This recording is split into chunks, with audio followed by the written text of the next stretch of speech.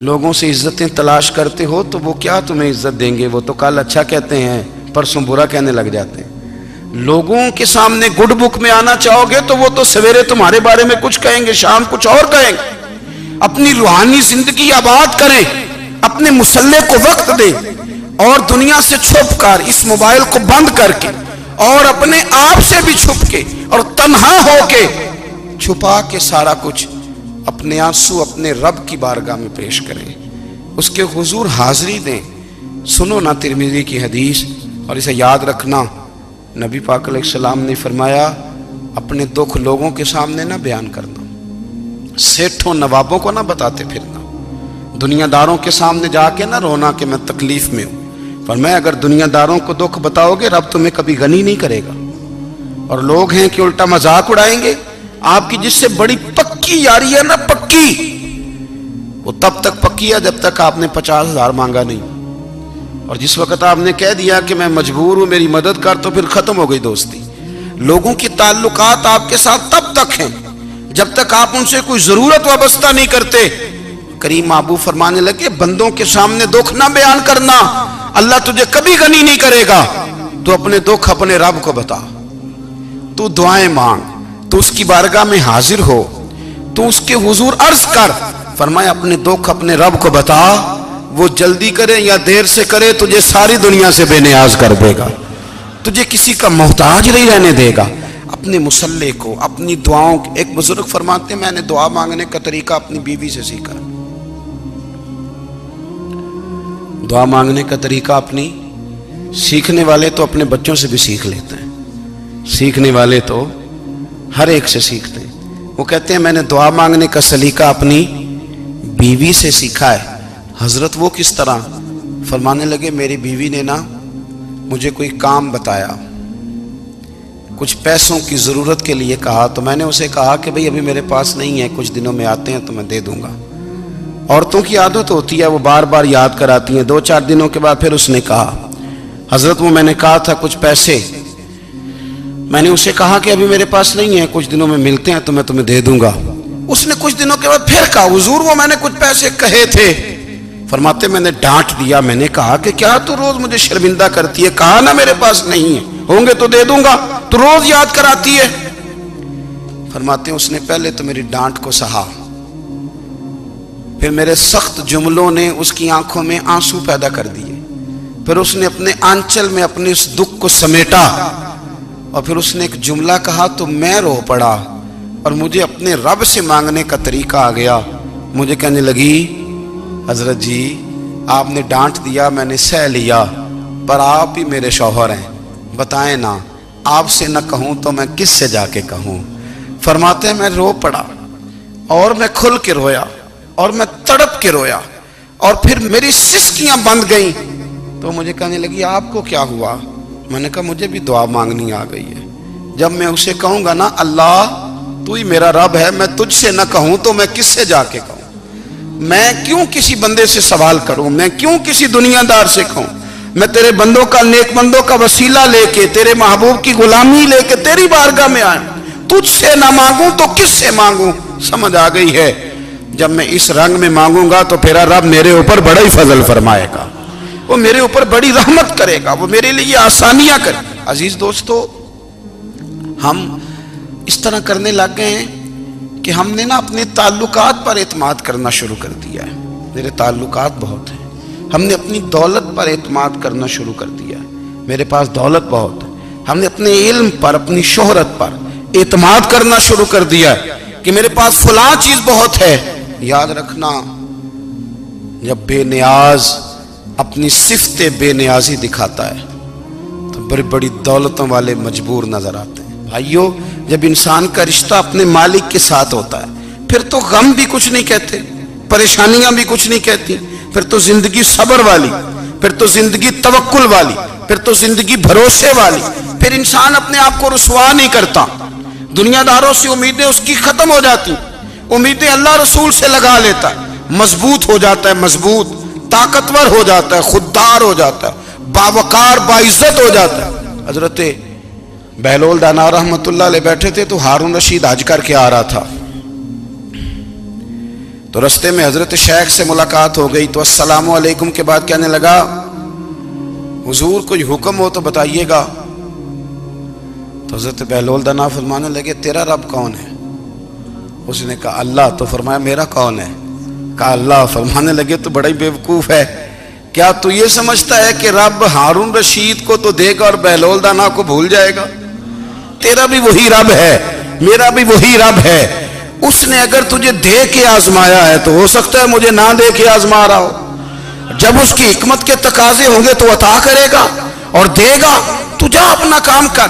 بھائی اپنی روحانی زندگی، اپنی عبادات، اپنے وظائف، اپنے روزمرہ کے معاملات، اپنی دعائیں، اپنا استغفار.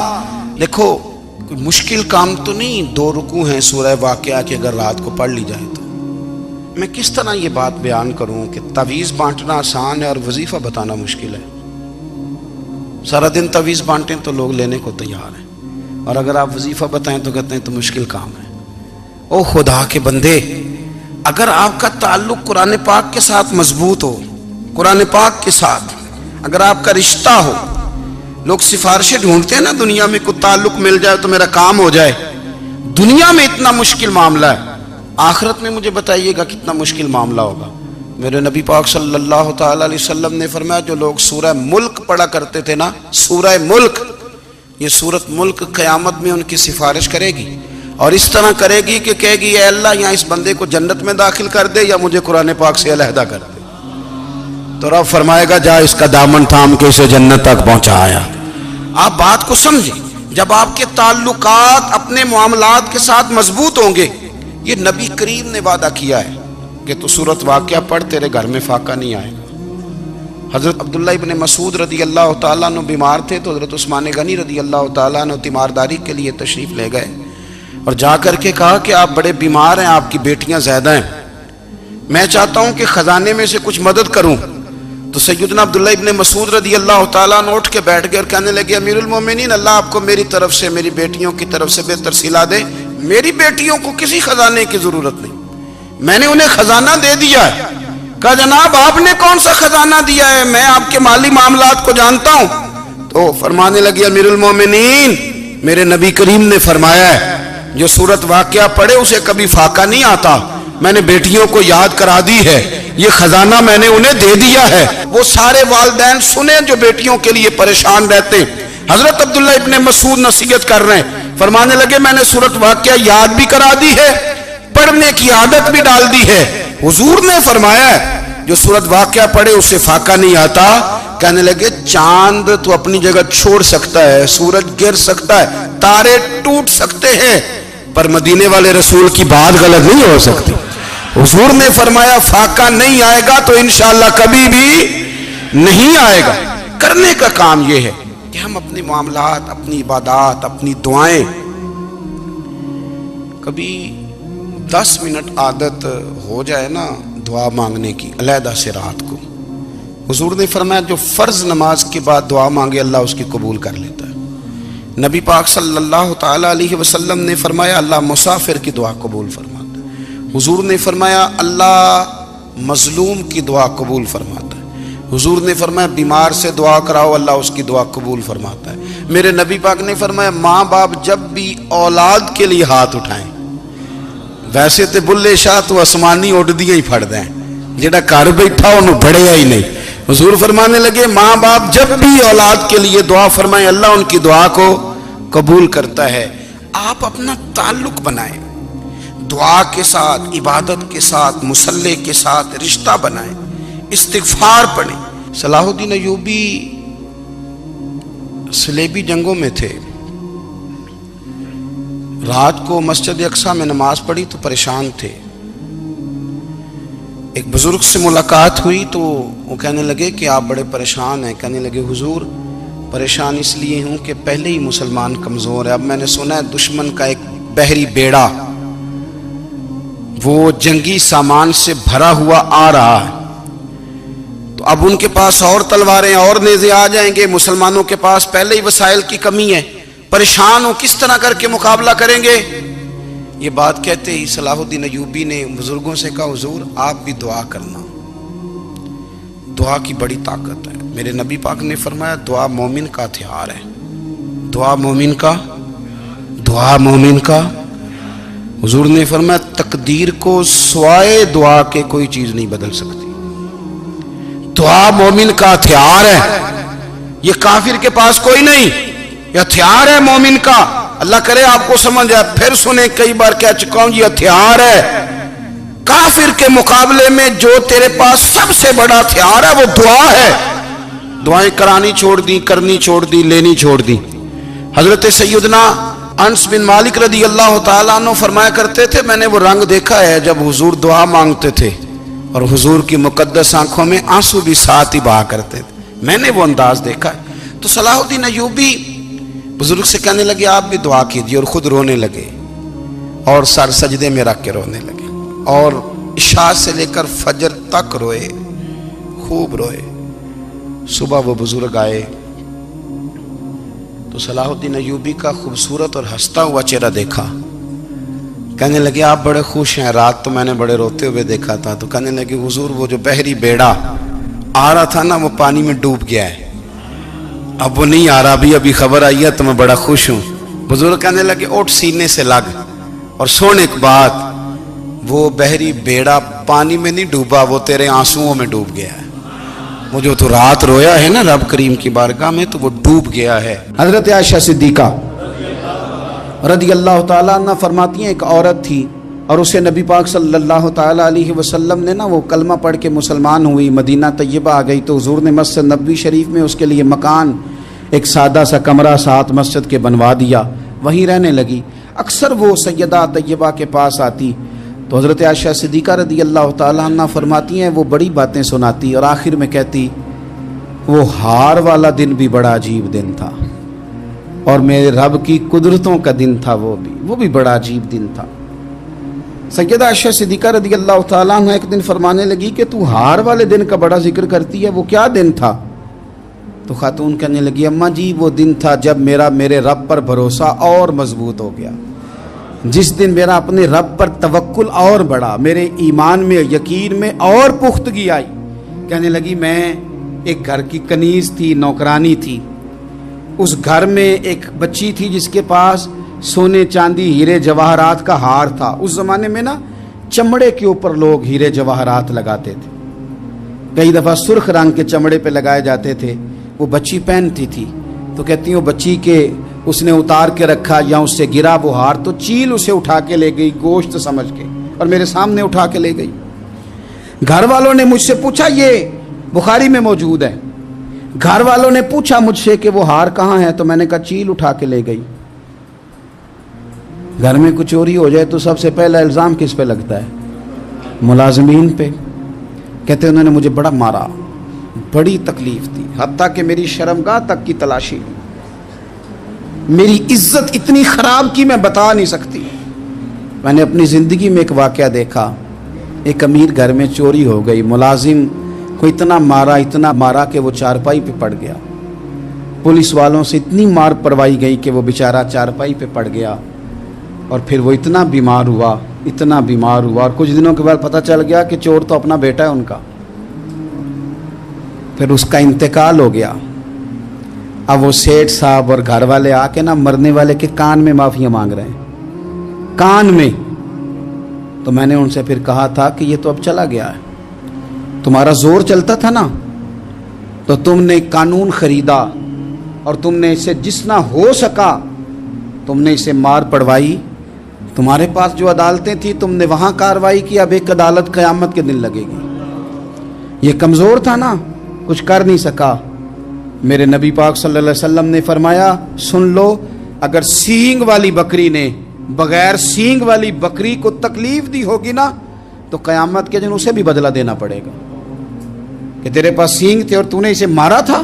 وہ خاتون عرض کرتی ہے سیدہ عائشہ کی خدمت میں کہ مجھے بڑا مارا، مجھے تکلیف دی، میں کہہ رہی تھی کہ میرے سامنے چیل لے گئی ہے پر وہ نہیں مان رہے تھے، اماں جی انہوں نے مجھے بڑا مارا۔ حضرت عائشہ صدیقہ کہتی ہیں پھر کیا ہوا؟ کہنے لگی اماں جی جب کوئی میرا مددگار نہ رہا، مجھے تکلیف دے رہے تھے، رسوا کر رہے تھے، تو میں نے اپنے رب سے مدد چاہی، میرے رب کی طرف میں نے توجہ کی، میں نے کہا مالک اب تو ہی میرا مددگار ہے، कहती है वो मुझे मार रहे थे तो वो चील जो हार ले गई थी वही लेके वापस आ गई, और हमारे सरों के करीब ला के उसने जब उस हार को फेंका, वो मुझे छोड़ के साइड पे हुए, वो मेरी बेगुनाही जान गए। लेकिन आपको बताऊं, उस दिन से मेरा अपने रब पर यकीन और बढ़ गया। मुझे समझ आ गई कि जब इंसान पूरा टूट जाता है और जब कोई चारों जानिब उसका मददगार नहीं होता, तो रब तो होता है ना, अल्लाह तो उसका मददगार होता है ना, वो तो फिर अपने उस बंदे की मदद करता है ना, फिर वो तो तवानाई देता है ना, वो तन्हा नहीं छोड़ता, वो तो आंसुओं वालों के आंसुओं पे बड़ा करम फरमाता है, वो तो कसम पुरसी में आ जाता है, उसकी रहमत बढ़ के इस्तकबाल कर लेती।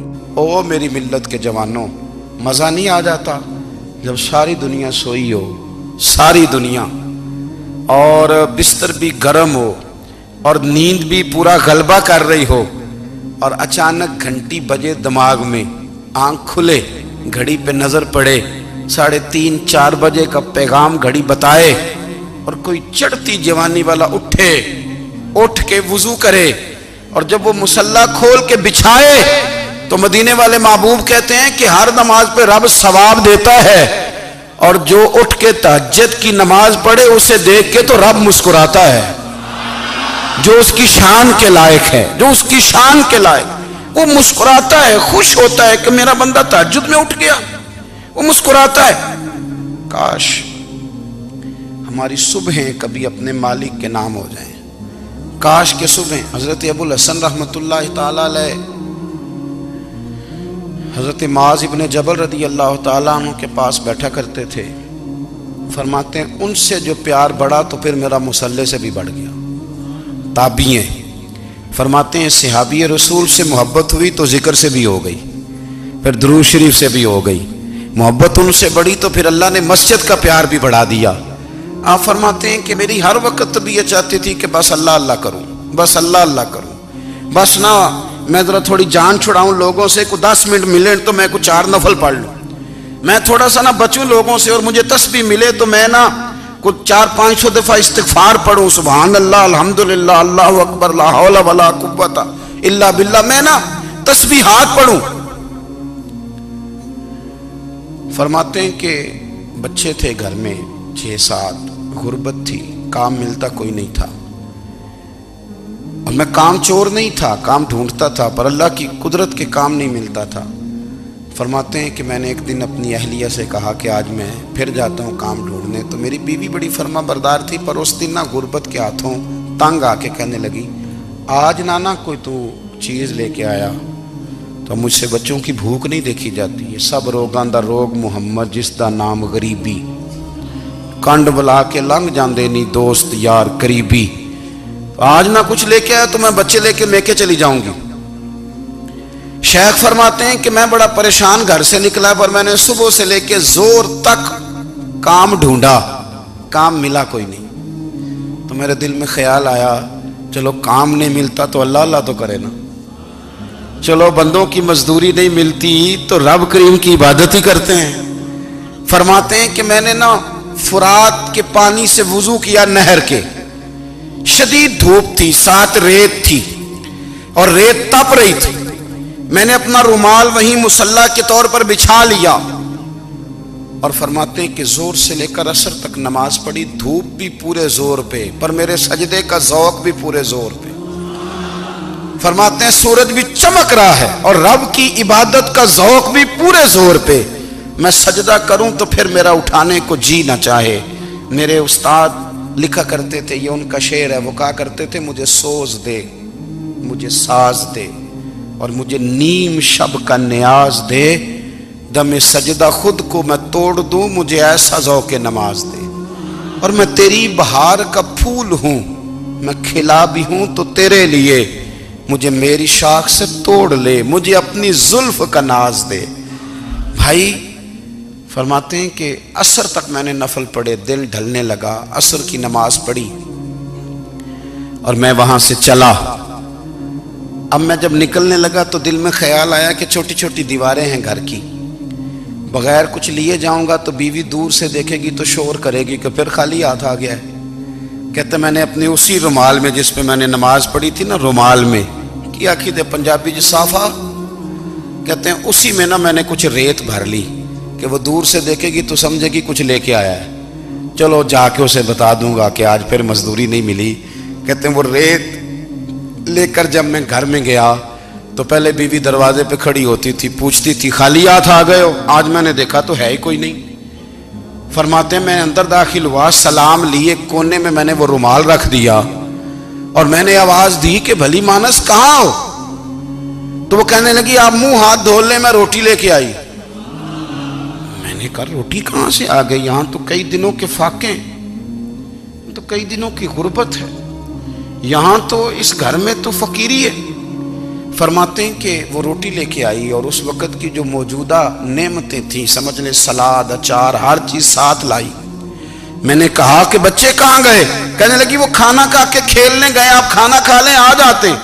खाना उसने चुन दिया। मैंने हैरत अंगेज लहजे में सारी नेमतें अपने दस्तरखान पे देख करके बीवी से पूछा ये कहां से आया खाना? बच्चों को तूने कहां से खाना खिलाया? ये सारा कुछ कैसा है? तो कहने लगी पता नहीं आज आप किस करीम की मजदूरी करने चले गए थे, पता नहीं किस करीम की, मेरे घर में तो इतनी नेमतें आई हैं कि मुझसे संभाली नहीं जा रही, इतना अनाज है, इतना गंदुम है, किस करीम के दरवाजे आज चले गए थे? ये कहते कहते वो उठी और उठ करके कहने लगी पहले बड़ा कुछ आया था, अब क्या ले आए हो? और जा करके ना उसने वो रेत वाला रुमाल खोला। कहने लगे मैं तो लेके आया था रेत, तो मेरे रब ने उसे भी सोने और हीरे बना दिया था। जब आपकी तवज्जो अल्लाह की जानी, मेरे नबी पाक सल्लल्लाहु ताला अलैहि वसल्लम ने फरमाया हर चीज अपने रब से मांग, हर चीज मांग, हर चीज मांग। या रसूलल्लाह क्या कुछ? मेरे महबूब ने फरमाया तेरे घर में नमक भी खत्म हो जाए तो वो भी अपने रब से मांगा कर। तो मांगना, वो तुझे देगा, तो उसकी बारगाह में कशकोले तलब दराज तो करना। और तिरमिजी शरीफ में अजीब लफ्ज है, रसूल कायनात ने फरमाया, रब करीम फरमाता है जब मेरा बंदा हाथ उठाता है ना तो मुझे हया आती है कि मैं खाली कैसे लौटा दूं इसके।